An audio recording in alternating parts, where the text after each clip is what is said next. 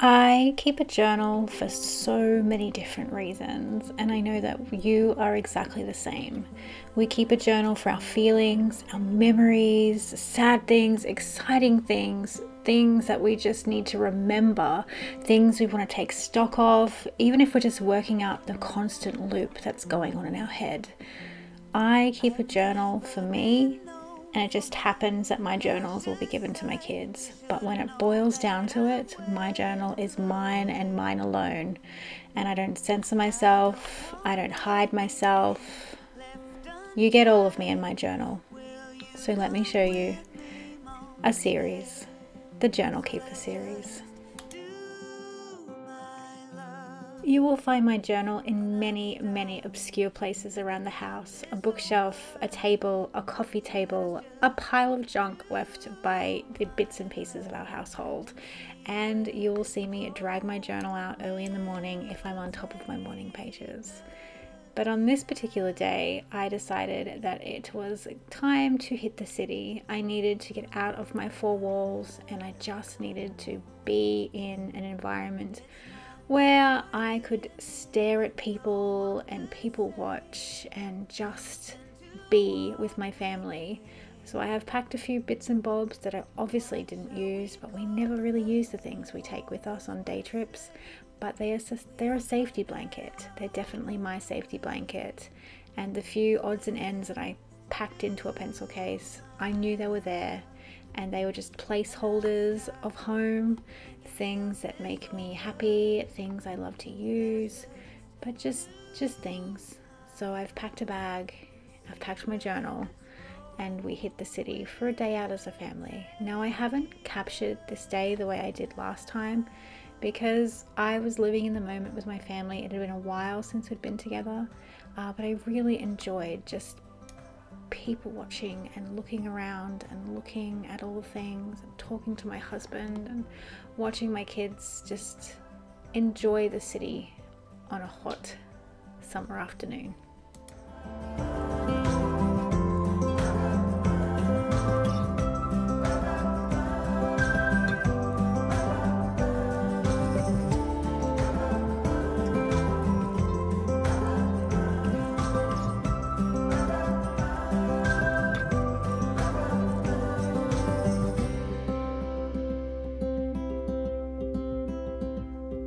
I've never been known for my cautious. Watching John with Lily is one of my favorite pastimes. They are like BFFs. So let us just do my love. There's something about the city that I just absolutely adore. I love taking it all in, the buildings, the atmosphere. I always come back from the city and hang out in my journal afterwards because I just love everything about it. And I love the fact that my daughter is starting to keep an interest in keeping a sketchbook, writing a journal. She packs hers up just like I do, and she actually does stuff, which is more impressive than me, let's just say. You will find me every single day, several times a day, in my journal, whether that is flicking through the pages, looking at all the little sections that don't have tidbits on them. As you know, I'm not a chronological journaler. I keep a journal for my own peace of mind so that I can sort out the chaos that sort of roams around in my head, especially when my anxiety is crazy. And this full month of February has definitely been one of those days. Looking for my mother's eyes as I'm staying close to the mirror. A lock of gold, a secret smile, little things I remember. Place a hand upon my heart.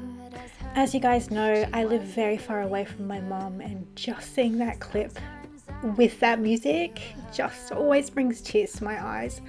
My mother is my best friend. She is definitely my partner in crime and has taught me all that I know when it comes to creativity. She has been supportive and she has been amazing my entire life. and has really encouraged keeping a journal and has been proud of all of the things that I do creative wise, and she's the best. So I like to try and keep up with morning pages, and I will try by putting pen and paper together and pulling my journal out, but sometimes it just doesn't happen. I do try and make that effort to write 2 pages a day, even though it may take me all day to get these pages out, and sometimes even then I still have gaps. But if I find a gap when I'm feeling emotional, when I'm feeling like I just need to purge my heart, it is a way to decant all the clutter that's just, sitting in my head, doing nothing important except literally making me feel like 100 million kilos is on top of my shoulders. And maybe that's why I've got so many issues with my shoulders and my muscles, because I'm carrying the thoughts of 1,000 anxieties. But this is my safe place, and of a night time I love working at my tiny table with John's legs around me, because I'm always on the floor, and having his body around me while I write our story, my story, whoever's story I'm writing that day. It could be the family story, it could be mine, who knows, but definitely it is the story that I will tell until I can no longer tell it.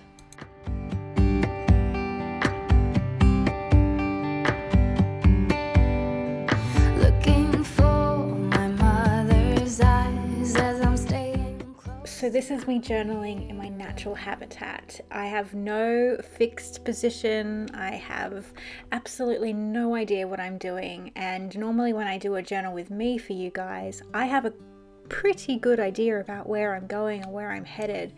But that is Patreon version of a journal with me. This is actually how I pull it all together. I will sit for an hour, 2 hours, however long, and I will fiddle and play and move and try things out and pace things down and pull things up until I'm happy. And it's okay to really just enjoy the process of putting bits together, and if they don't work, they don't work.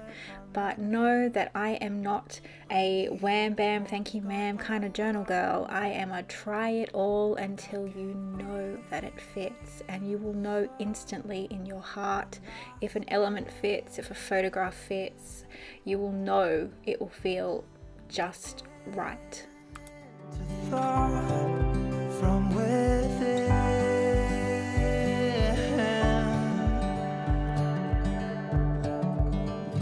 today and not tomorrow, there's no time to borrow today.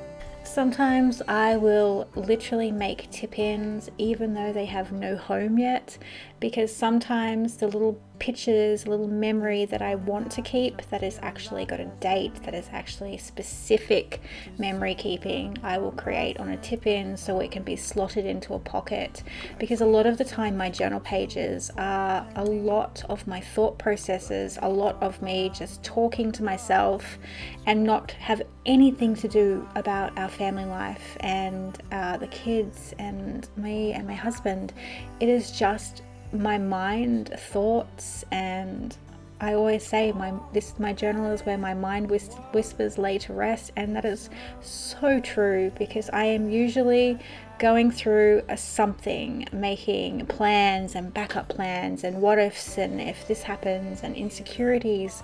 So sometimes when I have pages and pages of that sort of thing, I will make a tip-in that has a meaning. So the kids going back to school was something I wanted to remember, but I didn't have any room in my journal for it, which sounds sad, but like I said, my journals are for me, and they just happen to have a part in my journal.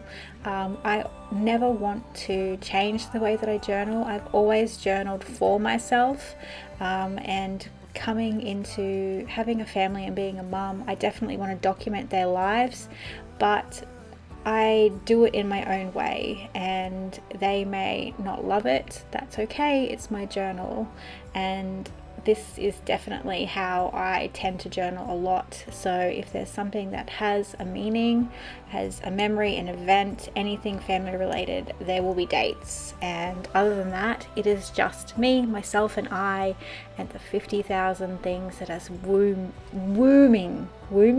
zooming through my head.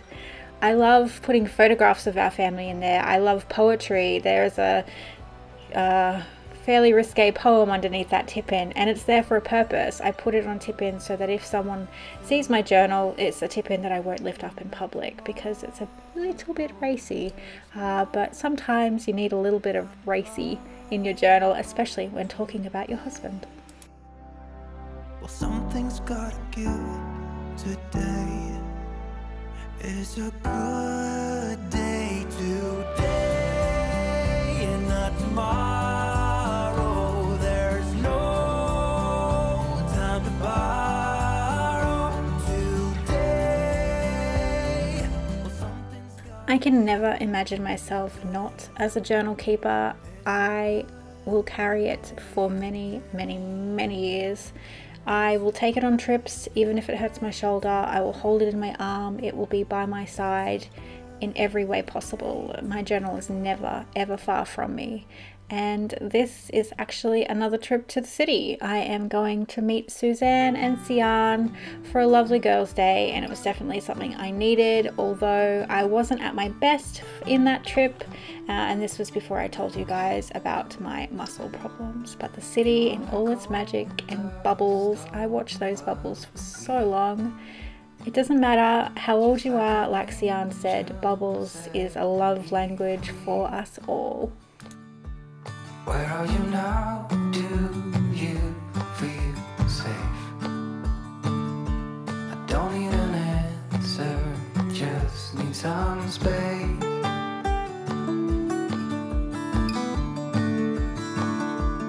Don't let me darken.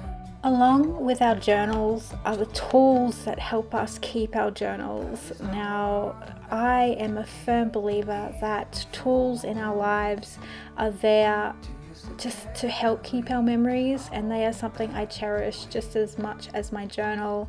And I thought it would be interesting to show you Sian's beautifully battered pen roll. It's actually got so much more character than mine, and I absolutely adore it. These pens are the things that write our story, and it can be a $1 ballpoint pen, it can be a $300 fountain pen, but they are things that we use to document our lives. And I love to carry the tools of my life, things that I know that will be passed down to my children with my journals, and it's definitely something I adore and love to bits. Hold on to what I believe in the light. Like I said, my journal is never far from me. This is a normal weekday morning, or maybe a Sunday morning where I shouldn't be working, but I am actually planning in my planner to get myself ready for the coming week. So I'm pretty sure I'm writing a Thursday there, but I knew that I had to get work done so that I could try and spend my Valentine's Day with my husband. But my journal is always close by. It's like a touchstone. I always look for it. It's always on my lap, next to me, on our desk, like you saw in my last series. Even when we're gaming together, hubby and I on a gamer's night, my journal is there. It's open. It's ready to receive anything that I need to get off my chest. It is just a companion that we take through our days and our nights, our good times and our bad times. And it is filled with magic, sadness, heartbreak, despair, joy. The pages of our journal tell every part of us, the good, the bad and the ugly. And I can't ever think about a time when I haven't kept a journal, except for when I was so badly broken that keeping a journal was not something that I wanted to do. And I think if I could tell my past self to just keep journaling, because it really does heal those broken cracks in our bones, in my soul. But you live and you learn, and I can't help but get excited about keeping a journal, about what my journals will look like when I'm 80 years old. The piles and piles of books, will they be cherished? Will they be thrown away? It's sad to think that it could be something that no one wants to read, but that's okay, because in the end, our journals are for ourselves and for no one else. You may be different. You may be doing these journals for your children, but I certainly am not. And it was interesting to hear Patricia wanting to know why I kept a journal, especially when she doesn't have kids or probably won't ever have kids. But know that my kids are just going to get a box of filled journals. What they do with them is their prerogative. I would hope that they cherish them. I think Lily will cherish them, but here are bits of my day that are filled with colour. These little bits and pieces will end up in my journal in some way, shape or form. And as you can see, the pile to the right of me is all those tidbits. I have so many tidbits that I like to collect that I'm having an overflow. So the thought of keeping a commonplace notebook is actually on my mind.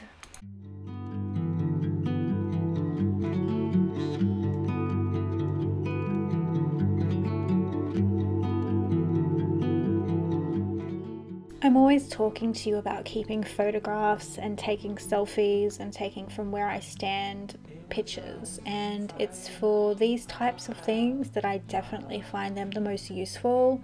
A small collection of photographs that totally depict either how I'm feeling or moments I want to remember that I don't want to journal about. Holding hubby's hand on the couch while we watch Olympics. My pink docs and how they make me feel like a fairy princess when I went to the city. Spending Sunday nights gaming with my husband because it's something we do and it's how we met. And sending letters to you guys for NaCoWriMo. They are 4 moments in my life that I probably will never write about, but those pictures are placeholders for me, and definitely something that I want to document, but not with words. So please, I beg you to take more photos and print them out. Even if you don't write about them, they can just be there as beautiful reminders of moments and chapters in your lives. So you don't always have to write about stuff. I know some people don't want to ever keep a written journal, and that's okay too, but I really think photographs are a fantastic way to keep things alive in your memory. It will help you jog your memory. I promise you that they will.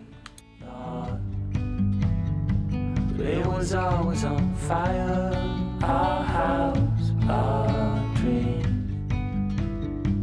We were dancing on a wire, reckless it seemed. I never felt like this before.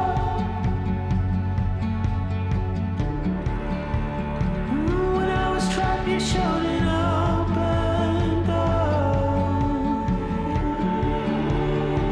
I had no reason to complain.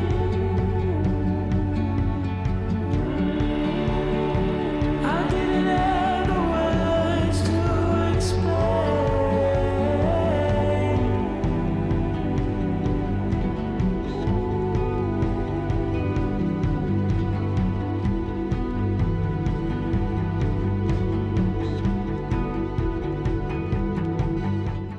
The reason why this part 1 has taken me so long to compile is because I haven't actually done that much but writing in my journal lately. And as you guys know, I spoke a little bit about in the Facebook group about my muscle spasms and the pain and the agony that I'm going through at the moment, and how what I love to do is I love to draw, and I love to be an artist, and I love to create, and that requires me to be in a still position for most of my days. If I'm not hunched over a sketchbook, I'm hunched over my journal, I'm hunched over my computer, I am constantly in a sitting stationary position, and it is taking a little bit of a toll on my body. And I have to come to terms with the fact that the things that I love to do are causing me pain, but I love to do them, so I need to work around them. And that's been a huge sort of mind boggle for me, and my journal has been an echo for myself. It's definitely hard. It's definitely hard, and I still don't have the answers.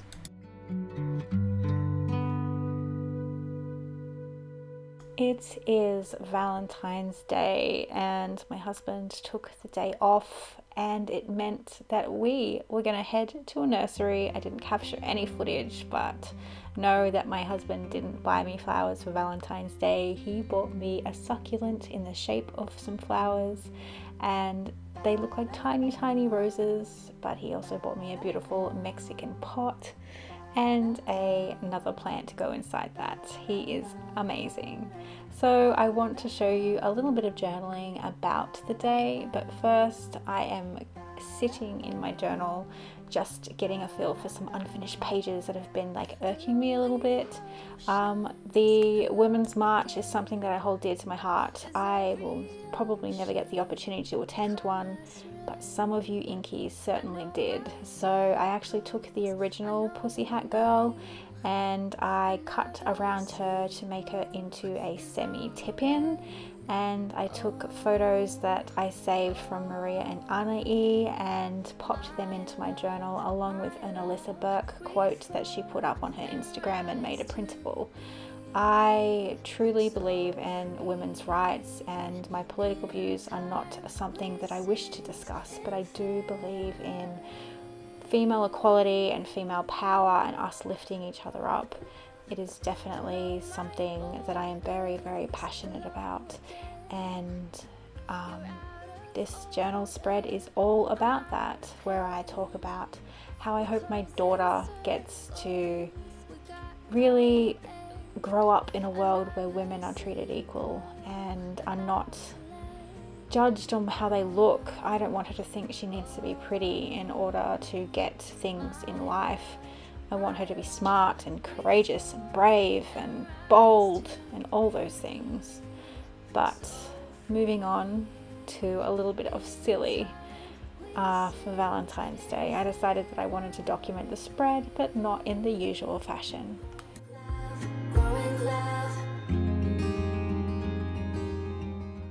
Sian and I bought these cards. I think they're cards, greeting cards with famous artists on them and quote stickers, and we bought a box together and split it so that we could each have a copy of each one. Now this is Monet, and I didn't care for how he looked, so I decided I wanted to revamp him for my journal. And this was before I realized that I was going to do a Valentine's Day spread, so I started just revamping him generally for my journal.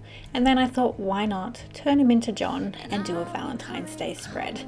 So I am changing his pants and putting pink polka dots on his coat and covering up that really creepy head of his. Now, no offense, Monet, but you just look really shady, and I did not want him in the pages of my journal. And so, in all Memory Monster fashion, I decided I needed legs because all the feet that I had just didn't suit him.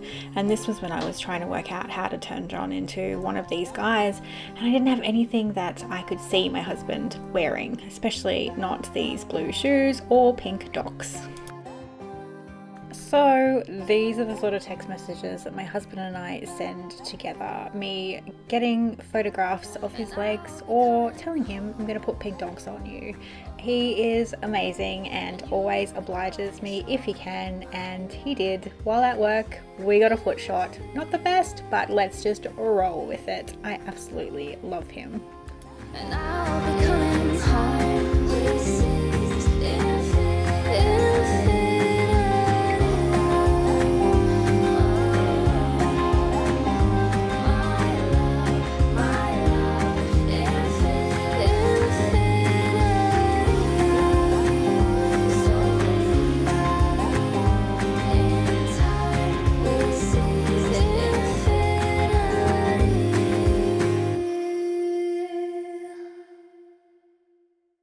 wasn't expecting to create myself, but I thought, why not? In the spirit of silly love, and it's definitely something that we embrace as a couple. We are always laughing, and I wanted to document that. And my way of documenting is literally to create us as characters for my journal. I mean, it's all well and good to have a beautiful photo of us, which I have many of, and you've seen many of us together, but sometimes I really like to represent us in the imaginary, because a lot of the times the imaginary is something that I don't get to indulge in very often. Yes, my creatures and everything are imaginary, but when it comes to my real life, one of my favorite things to do is to delve into the imaginary and bring that into my own reality, and this was definitely a way that I could do that. And it is a way for me to document it in my journal without really talking about it. It's hard to explain, but I absolutely adore how this spread came out. And we are coming to the very end of this video. For now, this is part 1, and I will give you a part 2 because I know that there needs to be more journaling done, and as I find the way through all this weird pain and changing my schedule and taking more breaks and even looking at a standing desk, I want to give you guys more Journal Keeper series because I think they're important to see. I think they're important to hear about some other people's, about my views on journaling and why I journal and how I journal. It's so interesting to listen to someone talk about something that you're also passionate about, and the Journal Keeper series is one of my absolute favorites to film, to talk about, and to just listen to your guys' responses. So I hope you've enjoyed this little part 1 of the Journal Keeper. I was going to say a week in the life, but it's definitely not going to be that. It will just be the Journal Keeper and showing you in my natural habitat and how my journal is a huge part of my life. It's part of my healing. It's part of everything. Have a wonderful day, Inkies, and I will talk to you guys very soon. I didn't